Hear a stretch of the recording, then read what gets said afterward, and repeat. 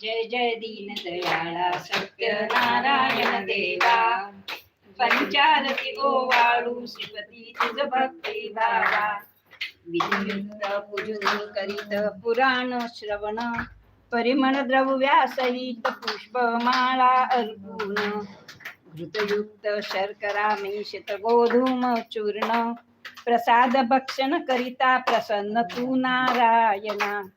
जय जय दीन दयाळा सत्यनारायण देवा पंचारती ओवाळू श्रीपती तुझ भक्ती भावा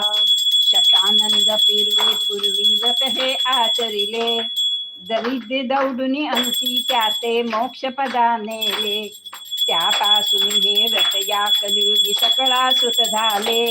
भावा ते पूजिता सर्वत इच्छित लादले